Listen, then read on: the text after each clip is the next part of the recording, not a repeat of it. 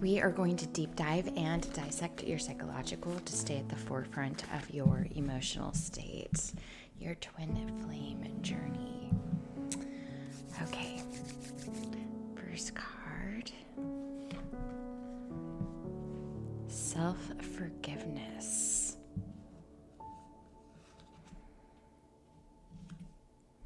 Venus symbolism, romantic, sensual, creative expression, desires, raw beauty. Connect to the intimate self. Wow. So we're looking at the energies that we're working with right now in this moment. And self-forgiveness is here, so there could be something that has recently happened for you that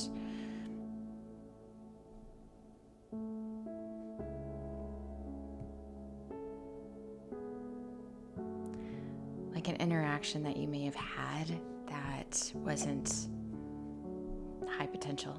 And what this energy is asking you to do is to connect to your feminine side and be understanding that, here you go.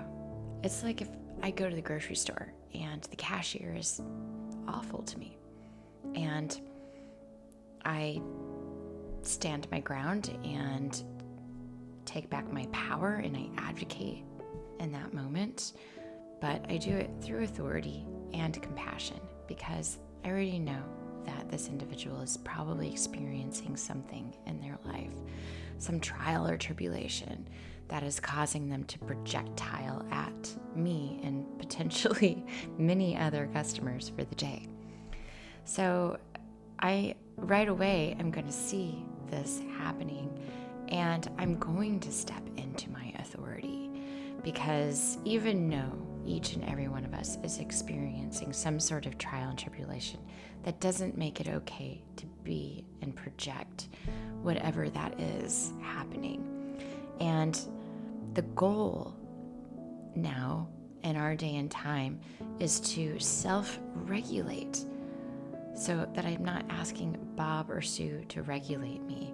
I'm connecting to my intimate self and I am standing back from myself and saying, okay, I know that you're not 100%, but we're also not going to deliver our energy today in that state, right? I'm immediately going to understand that that's going to pass and I'm going to be kind. And I always say, be a good person.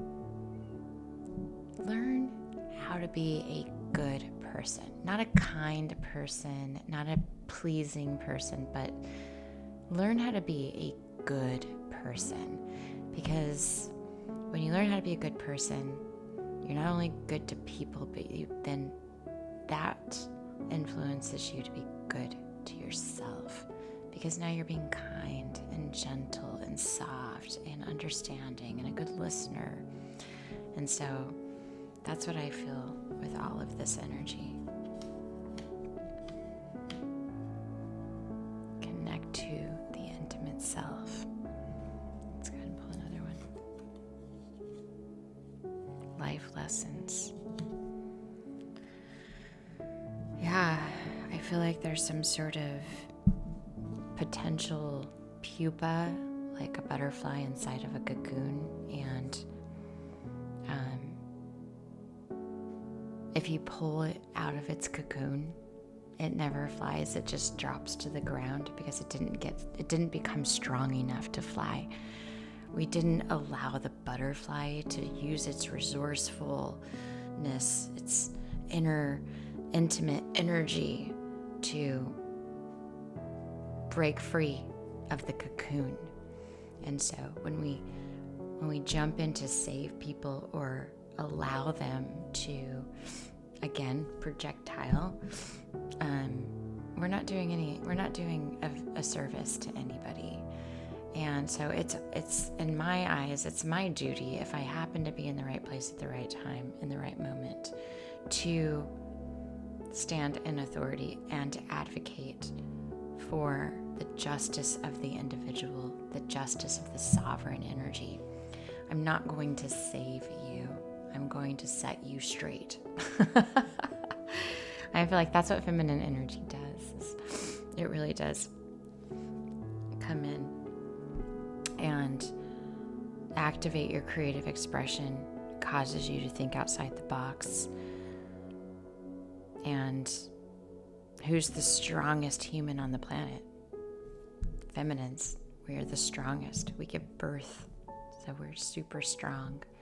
And our intuition is undeniably flawless.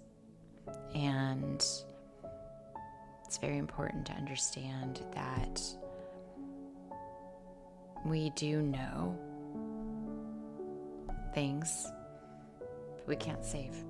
We've got to allow the individual to completely engross themselves in their resourcefulness and their sovereignty and fight for their own life.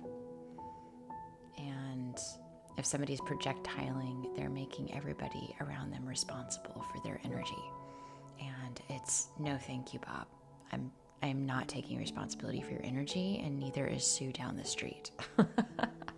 So I feel like that's what this energy is here.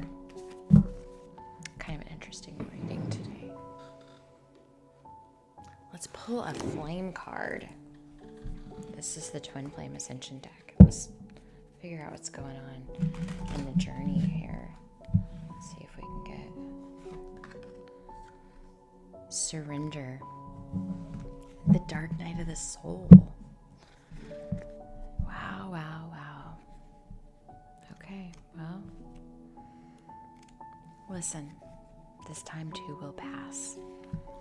And if you're the one in the cocoon right now and you need to break free, it's going to happen.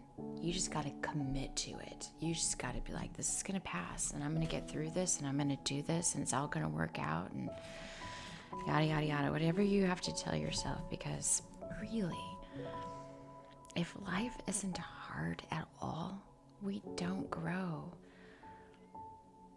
We grow, but the glory is when we suffer in those bitty tiny moments of threshold. Like right when a bill is due and you don't have the money and you gotta find it. You have to plan for an event and it's the day before, but you gotta get it, right? Life is really simple. We really are overly prepared for just about everything. We just get in our heads. And so mastering the ability to surrender is crucial to moving beyond the dark night of the soul and helping you veer away from false illusions. This card suggests that you take ownership of your choices and responsibility for your actions to make better decisions moving forward. Over time, your reality will align with your higher state of being. The intense challenges are not happening to you, but rather for you. What feels like torment is only guiding you to go deeper within. Listen to your intuition and discover more of who you are. Honor your emotions, integrate your pain, and create expanded conscious awareness to enliven your spirit and provide personal freedom. If you continue to hold on to things that no longer serve you, it will prolong the shadow period, causing you even deeper soul pain. You are being asked to move beyond your old patterns, belief systems, and programming. Let go of self-judgment and expectations of others. Instead, stand in your power to awaken your truth and liberate your soul. This is very clear, this reading, and I support you, and I'm right beside you, and you're on fire. This is good stuff. This is where you get diamonds. This is the pressure that you need to turn into diamonds. I love you.